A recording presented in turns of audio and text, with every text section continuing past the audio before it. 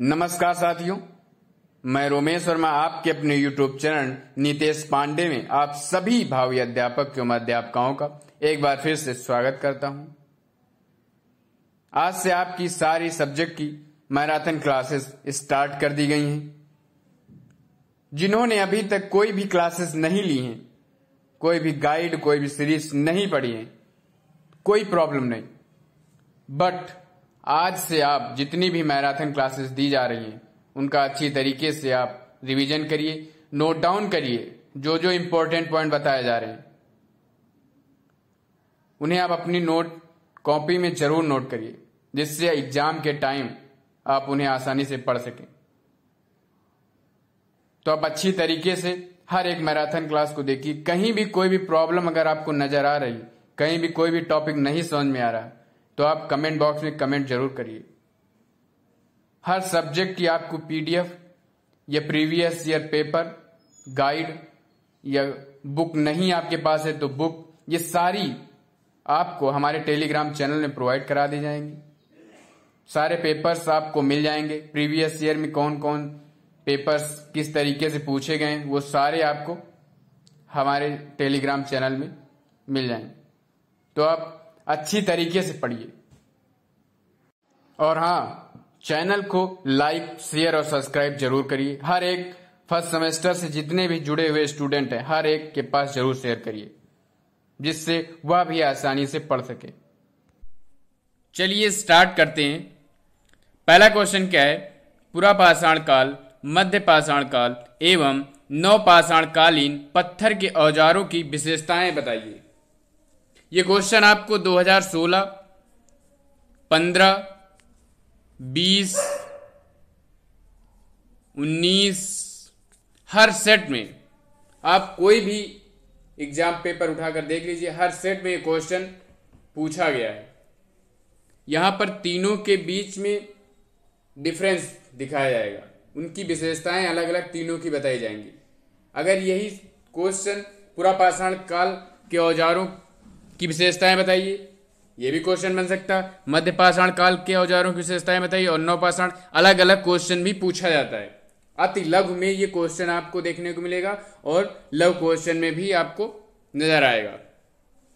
तो सबसे पहले जितने इंपॉर्टेंट क्वेश्चन है, इस मैराथन क्लास का केवल एक उद्देश्य है, जितने भी इंपॉर्टेंट क्वेश्चन है उनको आपको बताना, जिससे आप सभी लोग अच्छे से अच्छे अंक प्राप्त कर सको। तो जिन्होंने अभी तक पढ़ना स्टार्ट नहीं किया है वो बिल्कुल लग जाएं। तो पहला क्वेश्चन क्या बताया गया है कि नवपाषाण काल, पूरा पाषाण काल, मध्य पाषाण काल, इन सभी के बारे में आपको जानना चाहिए। इनकी विशेषताएं क्या हैं? चलो देखते हैं इनकी विशेषताएं। पहला क्या है? औजार पाषाण काल। मनुष्य ने इस काल में पत्थरों के औजारों का प्रयोग करना स्टार्ट कर दिया था। इस काल से मानव औजारों का प्रयोग करना स्टार्ट कर दिया, इसीलिए इसे क्या कहा गया है? औजारों का पाषाण काल। और इसके फलस्वरूप इनकी भोजन पद्धति में कुछ बदलाव है। पहले मानव वृक्षों के फल, कंद और मेवे आदि खाकर गुजारा करता था। पहले मानव क्या करता था? जो वृक्षों के फल निकलते थे वही खा करके अपना गुजारा कर लेता था। उससे और कोई मतलब नहीं था कि क्या कैसे क्या खाया जाता है, क्या नहीं खाया जाता है। इस काल में मनुष्य ने औजारों का प्रयोग शिकार के लिए, उसके बाद उसके मांसाहारी भोजन की शुरुआत हुई। तत्पश्चात उसके मांसाहारी भोजन की शुरुआत हुई। उसने छोटे छोटे पशु पक्षियों को मारकर खाना शुरू कर दिया।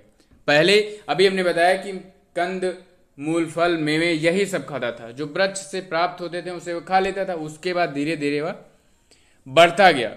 प्रोग्रेस जब हुई तब वह मांसाहारी स्टार्ट हो गया, मांसाहारी हो गया, छोटे छोटे पशु पक्षियों को खाना स्टार्ट कर दिया। लेकिन अभी जो है मनुष्य, बर्तनों की जानकारी उसे बिल्कुल ना थी, इसीलिए वह रोजाना शिकार करके अपना पेट भरता था। यही मनुष्य का प्रमुख कार्य था। तो आपने देखा इस काल से औजार बनने स्टार्ट हो गए थे।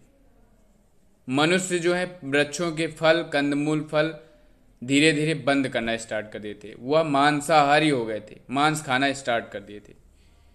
समझ में है?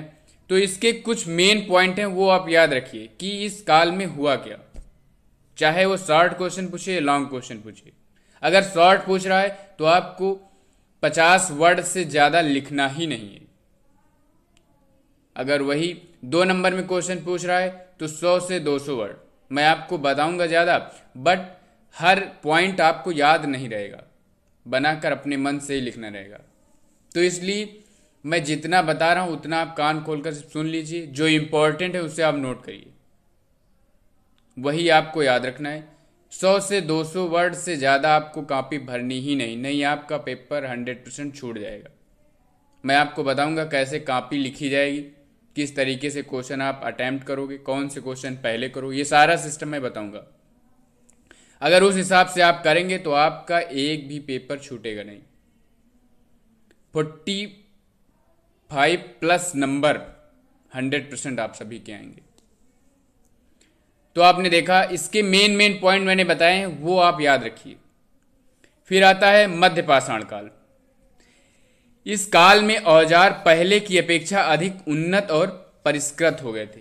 सिर्फ आपको पहला पढ़ लेना है, उसके बाद आप लिखिए कि हाँ इस काल में क्या हुआ, पहले की अपेक्षा अधिक जो हथियार थे वो उन्नति हो गए थे और अच्छे बनने स्टार्ट हो गए थे। इस काल का प्रमुख औजार पत्थर के कुल्हाड़े थे। इसके अलावा इस काल में हड्डी, लकड़ी व धातु के औजारों का निर्माण भी शुरू हो गया था। समझ में? धीरे धीरे प्रोग्रेस बढ़ रही है। भारत के विभिन्न भागों में पूर्व पाषाण काल के जो उपकरण प्राप्त हुए उन्हें इस काल के मध्य में रखा गया। इसमें विभिन्न प्रकार के स्क्रैपर, यूटिन और बोधक आदि हैं। इनका निर्माण ब्लेड पर किया गया। फलकों की अधिकता होने के कारण मध्य पाषाण काल को संस्कृत के नाम से भी जाना जाता है। मध्य पाषाण काल में उपकरण निर्माण में उच्च कोटि के क्वार्ट्ज पत्थर का प्रयोग किया गया। क्वार्ट्जाइट या क्वार्ट्ज पत्थर होते हैं जिनका प्रयोग किया गया। अब इसमें आपने देखा जो पूरा पाषाण काल था, पूरा पाषाण काल में जो औजार हथियार बनते थे उससे कई गुना अच्छे इसमें बनने लगे। ब्लेडों का सिस्टम पता चल गया कि कैसे इसको नुकीला धारदार बनाया जाए जिससे जानवर आसानी से मर सके। कुछ प्रोग्रेस हुई। फिर आते हैं नवपाषाण काल में। नवपाषाण काल में क्या हुआ? इस काल में एक और पत्थर के अच्छे औजार बनने लगे। धीरे धीरे प्रोग्रेस बढ़ती जा रही है, आपको प्रोग्रेस बढ़ाना ना कि घटाना। और वहीं दूसरी ओर मानव ने धातुओं की खोज कर धातु के औजार बनाना स्टार्ट कर दिया। फिर मानव ने धातु की खोज की और धातु खोज करने के बाद उन्हें औजार बनाने लगे और उन्हें खेतों में प्रयुक्त करना शुरू कर दिया। खेती किसानी भी स्टार्ट कर दिया था। ऐसा माना जाता है कि धातु में सर्वप्रथम सोने की खोज हुई थी। सबसे पहले सोने की खोज किया था। इसके बाद तांबा, रांगा और जस्ते की खोज हुई। जस्ता और तांबा को मिलाकर गला लिख दिया है, पीतल बनाया गया। जस्ता और तांबा को मिला करके पीतल बनाया गया। यही इस काल की महान उपलब्धि थी। धातुओं का प्रयोग आभूषण तथा बर्तन निर्माण में किया गया। सबसे ज्यादा नवपाषाण काल में खेती स्टार्ट हो गई। यहाँ पर धातुओं की खोज हुई। सबसे पहले सोने की खोज हुई, फिर तांबा, जस्ता, रांगा सबकी खोज हुई। फिर उसके बाद 2 धातुओं को मिला करके नई धातु तैयार की गई, सबसे बड़ी उपलब्धि थी। फिर धीरे धीरे आभूषण भी पहनने लगे सभी लोग, धातुओं का बर्तन बनाने लगे। तो ये कुछ पॉइंट है, पूरा पाषाण काल, मध्य पाषाण काल और नवपाषाण काल। इसमें से जो पॉइंट इंपॉर्टेंट उसे आप बाहर कर लीजिए, वही आपको माइंड में रखना, बाकी थ्योरी अपने मन से लिखना है। अगर आती लघु में पूछ रहा है तो 50 वर्ड से ज्यादा नहीं लिखना है। अगर लघु क्वेश्चन में पूछ रहा है तो 100 से 200 वर्ड। समझे? फिगर भी बहुत ही इंपॉर्टेंट है। अगर आप फिगर बना देते हैं तो एग्जामिनर के माइंड में बहुत अच्छा प्रभाव पड़ेगा। बहुत ही इजी, किसी तरीके से आप कोई भी औजार हथियार किसी तरीके से बनाए। यहां पर नुकीले नहीं होने चाहिए, पत्थर टाइप के होने चाहिए, किसी तरीके से आप बना दीजिए। देखिए, और इसमें धीरे धीरे क्या हुआ, नुकीले होते चले गए। बहुत ही इजी तरीके की फिगर है, आराम से आप बना सकते, कोई प्रॉब्लम नहीं। फिगर बना देंगे हर हेडिंग के बाद तो बहुत ज़्यादा प्रभाव पड़ता है उससे। एग्जामिनर नंबर तुरंत दे देगा बिना पढ़े। ये देखिए, इसके बाद इस तरीके के औजार बना दीजिए। बहुत ही इजी हैं, जिस तरफ से कोई भी घूम जाए बस वही औजार हो गया, जैसा आप बना पाओ। फिर आगे बढ़ते हैं। उससे पहले आप सभी लोग अगर वीडियो देख रहे हो तो वीडियो को लाइक करिए, शेयर करिए और सब्सक्राइब जरूर करिए। हर एक फर्स्ट सेमेस्टर का बच्चा जो भी है आपके कांटेक्ट में उसे जरूर शेयर करिए, जिससे वह भी अच्छे अंक प्राप्त कर सके। एक दूसरे की हेल्प करते रहना चाहिए सभी को, जिससे सबका भला हो। नेक्स्ट क्वेश्चन बढ़ते हैं। इतिहास जानने के साधनों का वर्णन कीजिए। आखिर इतिहास आप जानोगे कैसे, कौन कौन से साधन हैं? तो इसके जो प्रमुख स्रोत हैं उसको दो भागों में बांटा गया। अगर कोई चीज है उसे आप टुकड़ों में, मान लीजिए कोई आपको कहानी दे दी गई, उसे अगर टुकड़ों में नहीं विभाजित किया तो इतनी जल्दी समझ में नहीं आएगी। इसीलिए क्या होता था, पहले उसे कई पार्टों में विभाजित कर दिया जाता, फिर उसे समझाया जाता जिससे आसानी से समझ में आए। जैसे आप मूवी देख रहे हैं, मूवी दो पार्टों में होती, कभी ध्यान दिया? इंटरवल बीच में लिख कर आता है, तो आधी मूवी समझ जाइए, फिर आधी और। उसी तरीके से इन्होंने साधनों का वर्णन किया, उसको दो भागों में डिवाइड कर दिया। एक तो पुरातात्विक, दूसरा साहित्यिक। पहले हम पुरातात्विक स्रोत के बारे में जानेंगे और साहित्यिक स्रोत के बारे में जानेंगे। ये भी इंपॉर्टेंट क्वेश्चन है। मैं जितने क्वेश्चन आपको इस टाइम पढ़ाऊंगा बहुत ही इंपॉर्टेंट क्वेश्चन। अगर आपने अभी तक कुछ भी नहीं, कोई भी सीरीज या कॉपी नहीं खोल कर देखिए, अगर आज से आप स्टार्ट कर दोगे मैराथन क्लास लेना, तो 100% मैं गारंटी लेता हूं 40+ नंबर कहीं नहीं गए आपके। समझ में? इसलिए आप अच्छी तरीके से क्लास लीजिए और मन लगा करके पढ़िए। नहीं समझ में आ रहा, वीडियो को रोक रोक कर बार बार देखिए, एकदम रट जाएगा। पहला क्या है? पुरातात्विक स्रोत। पुरातात्विक स्रोत में क्या है? उत्खनन से प्राप्त होने वाली सामग्री जो खुदाई की जाती है। उत्खनन का मतलब होता है खुदाई करना, खुदाई जुदाई ये नहीं, खुदाई करना जो फावड़े से की जाती है। कहीं से कोई चीज अगर लग रहा है कि यहां से प्राप्त होगा कुछ, तो वहां पर खुदाई की जाती है, उसे क्या कहा गया है? उत्खनन। धर्म और कला के साक्ष्य जब उत्खनन हुआ, खुदाई की गई, तब धर्म और कला के साक्ष्य प्राप्त हुए। हड़प्पा से, मोहनजोदाड़ो से, लोथल जो कहां पर है? गुजरात, रोपड़, कालीबंगा, इनसे से क्या हुआ? धर्म और कला के साक्ष्य प्राप्त हुए कि पहले क्या धर्म थे, क्या क्या कलाएं थी, ये सारा चीज। फिर नेक्स्ट क्या है? धार्मिक जनजीवन के साक्ष्य प्राप्त हुए। कहां से? दक्षिण भारत के अगदी, वनवासी, चिरान जो बिहार में है, चित्रदुर्गा जो कर्नाटक में, यहां से धार्मिक जनजीवन के साक्ष्य प्राप्त हुए कि पहले के लोग कैसे रहते थे, उनका जनजीवन कैसा था। अब बात आती है कि याद नहीं होगा सर ये कि धर्म और कला के साक्ष्य कहां से प्राप्त हुए। देखो, एक दो चीजें तो आपको याद रखना पड़ेगा, जिससे कहीं भी कोई भी क्वेश्चन पूछा जाए तो ये क्वेश्चन आपको बहुविकल्पी क्वेश्चन में भी मिल जाएगा। हड़प्पा, मोहनजोदाड़ो, लोथल जैसे कहां पर है? तो गुजरात में। तो ये अपने माइंड में बैठा लीजिए बिल्कुल। एक दो आप लिख सकते हैं धर्म और कला के क्षेत्र में, हड़प्पा, मोहनजोदाड़ो। धार्मिक जनजीवन कहां से? बिहार लिख दिया, कोई दिक्कत नहीं। चिरान लिख दिया, वनवासी, अगदी, यहां से प्राप्त हुए। फिर अभिलेख प्राप्त हुए। अभिलेखों में कई सारे अभिलेख मिले, जैसे शिलालेख, स्तंभ लेख, गुहालेख, ताम्रपत्र, प्रशस्ति पत्र, दानपात, स्मारक आदि। अभिलेख में कई अभिलेख क्या मतलब होता है? जैसे राजा महाराजा अपनी उपलब्धियों का बखान करते थे, मतलब उस पर एक पत्थर होता था, उस पर जैसे शिलालेख है, इसमें क्या होता था? शिला मीन्स होता है पत्थर, उस पर कुरेदा जाता था। जैसे कहीं पर आपने देखा होगा जगह जगह बोर्ड लगे होते हैं पत्थर के, वहां पर कुरेद कर लिखा जाता है वित्तीय वर्ष ये। सेम वैसे ही कोई अशोक जी का ले लीजिए, अशोक जी को ले लीजिए, उनके जो उपलब्धियां थी वो लिखी गई थी। तो शिलालेख पर उपलब्धियां कुरेदी जाती। स्तंभ लेख होते हैं, गुहा लेख होते हैं, गुहा मीन्स होते हैं गुफाएं, वहां पर मिलते। ताम्रपत्र होते हैं जो पीतल के होते हैं, उस पर लिखा होता है। प्रशस्ति पत्र, दान पत्र, स्मारक आदि मिलते हैं। ये सारे चीज क्या हुआ? उत्खनन में प्राप्त हुए। तब पता चला कि यहाँ पर ये जीवन था, ये ऐसे लोग थे, ऐसे लोग निवास करते थे, तभी तो इतिहास का जन्म हुआ। अब भाषाएं कौन कौन सी अभिलेखों की थी? संस्कृत, प्राकृत, पाली, कन्नड़, मलयालम, तमिल, तेलुगु आदि थी। ये सारी भाषाएं थी, इस भाषाओं में मिले थे। अभिलेख ब्राह्मी व खरोष्टी लिपि में खुदे हुए थे। जो अभिलेख थे वो ब्राह्मी और खरोष्टी लिपि में कुरेदे गए थे, खुदे कह सकते हैं। समझे? कुछ प्रमुख अभिलेख हैं, उनके बारे में जानेंगे।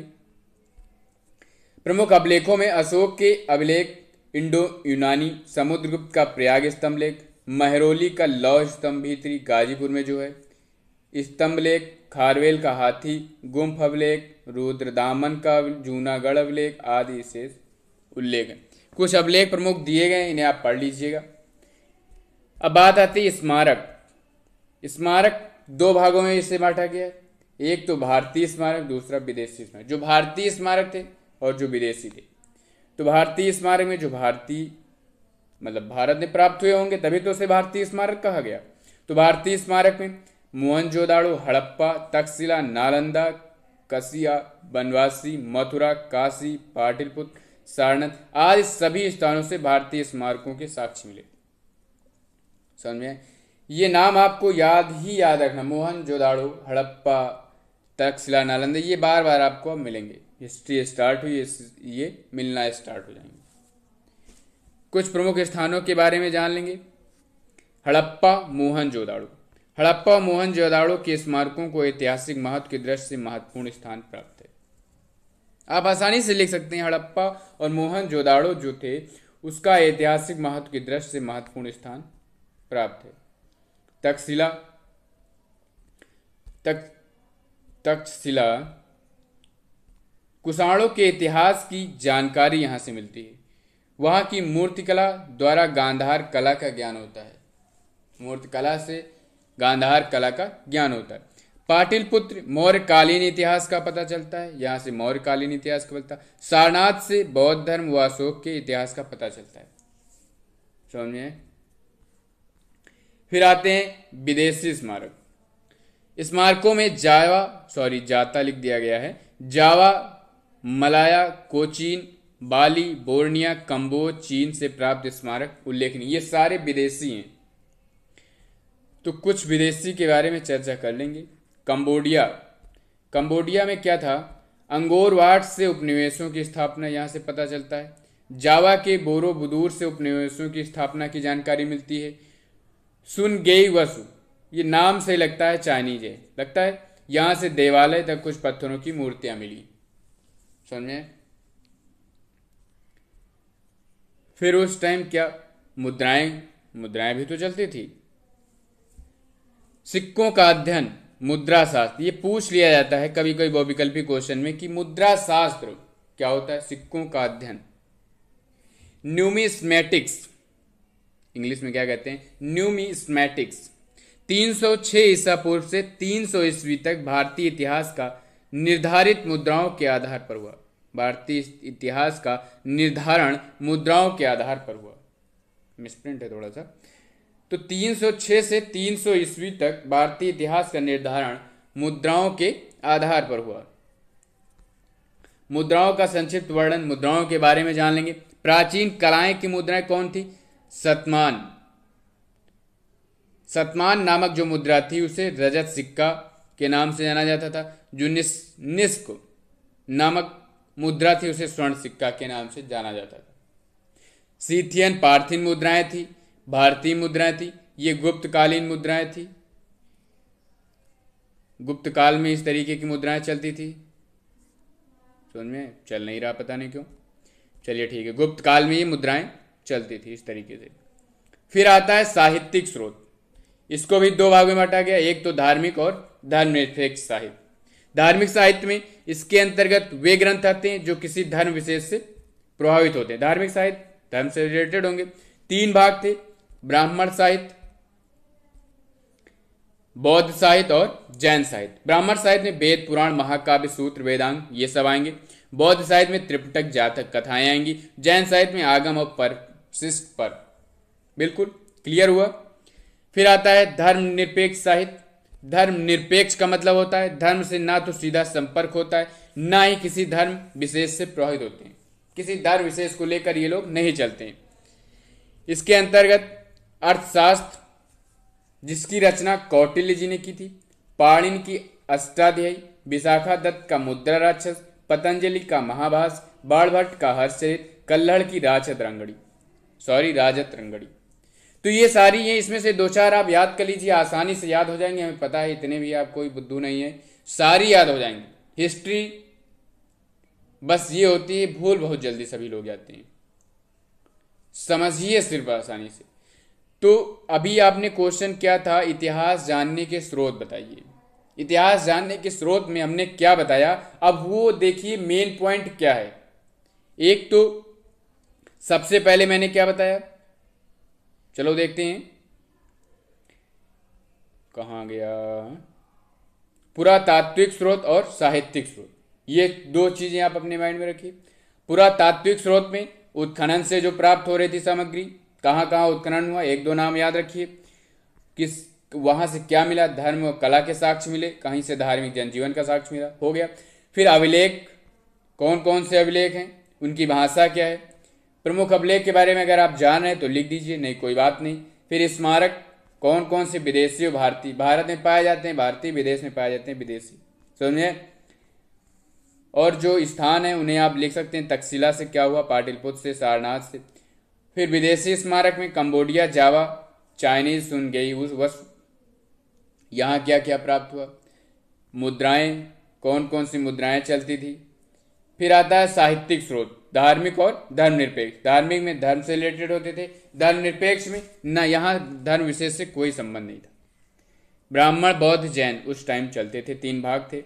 और इसके अंतर्गत ये सारी 6 पॉइंट हैं, ये आप याद कर लीजिए, 3 से 4 पॉइंट आसानी से याद हो जाएंगे, समझ में। क्वेश्चन देखने में बहुत बड़ा लग रहा है लेकिन है कुछ नहीं।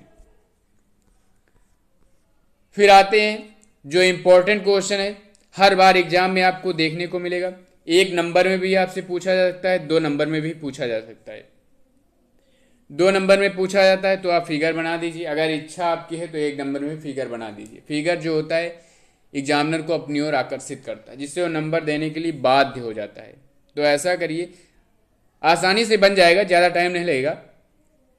चंद्र ग्रहण की स्थिति कब होती है, 2016, 2015, 2020 और इस बार आएगा। 100% आप नोट कर लीजिए, हर बार ये क्वेश्चन आपको देखने को मिलता है। इससे बहुविकल्पी क्वेश्चन, अगर ये क्वेश्चन नहीं 2 नंबर में आए तो 1 नंबर में नहीं आए तो फिर ये बहुविकल्पी में बनेगा कि चंद्र ग्रहण कब होता है, अमावस्या में या पूर्णिमा में। ये चीज तो पूछी जा सकती है, तो पूर्णिमा में होता है।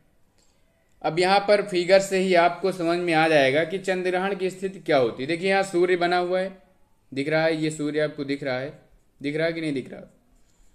और यहाँ पर ये बनी हुई पृथ्वी और ये बना हुआ चंद्रमा, सेम करें। यहां से देखिए, अभी आप पहले पढ़ लीजिए तो फिर अभी फिगर्स।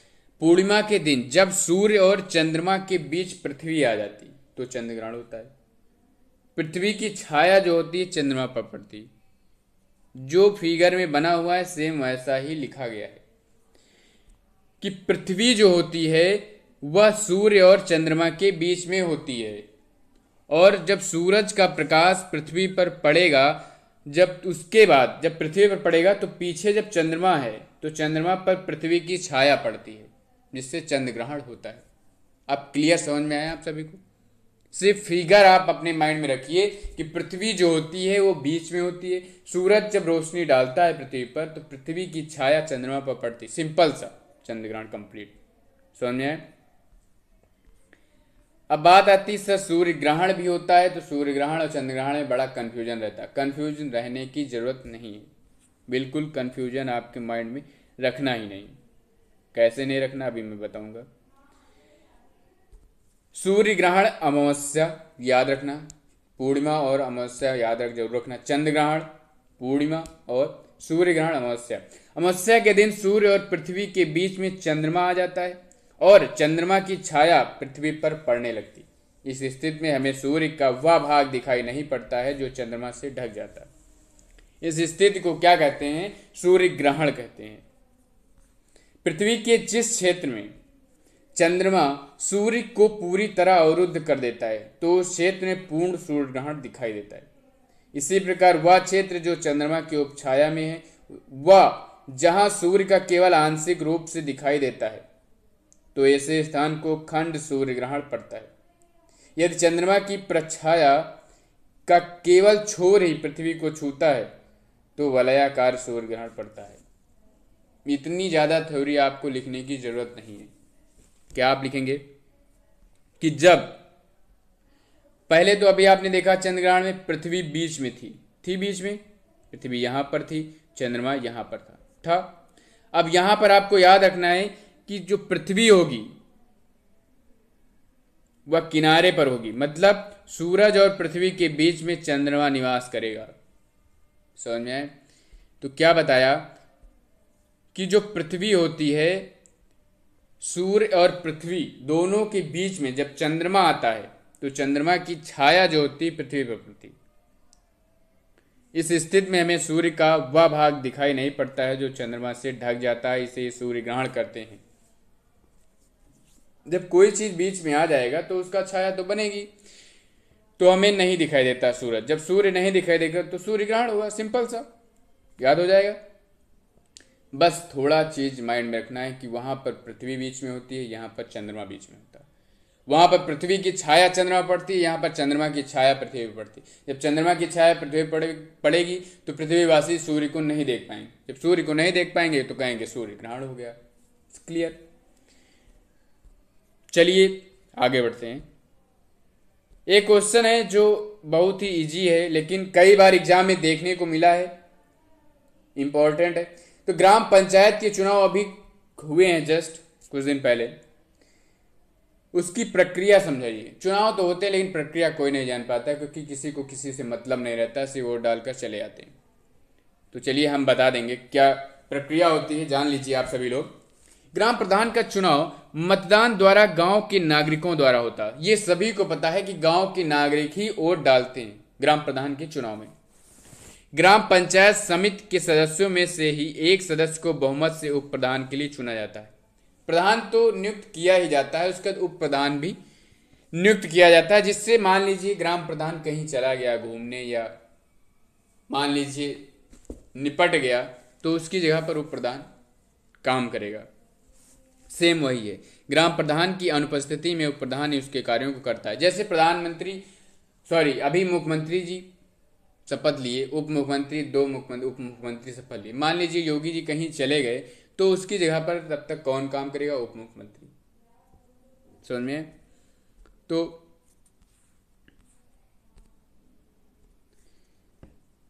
ठीक उप प्रधान ही उसके कार्यों को करता है। ग्राम प्रधान, उप प्रधान तब पंचायत समिति के सदस्य गांव की जनता द्वारा चुने जाते हैं।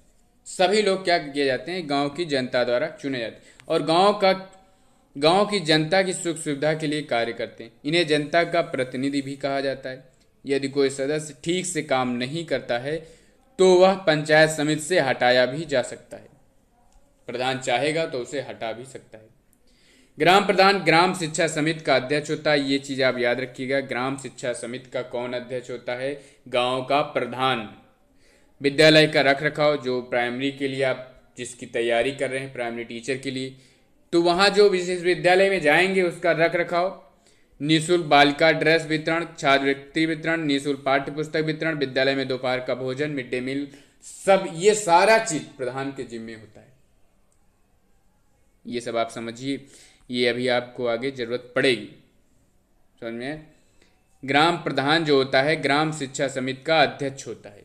विद्यालय में जितना भी रख रखाव, बाउंड्री बनी नहीं बनी, वहां बच्चों को ड्रेस दी गई, पाठ्य पुस्तक वितरण हुआ कि नहीं हुआ, दोपहर का भोजन, मिड डे मील जिसे आप लोग बोलते हैं, हुआ या नहीं हुआ, क्या सिस्टम, ये सारा किसके जिम्मेदारी में होता है? प्रधान की जिम्मेदारी में। तो आपको समझ में आया होगा कि कैसे क्या होता है ग्राम प्रधान का चुनाव।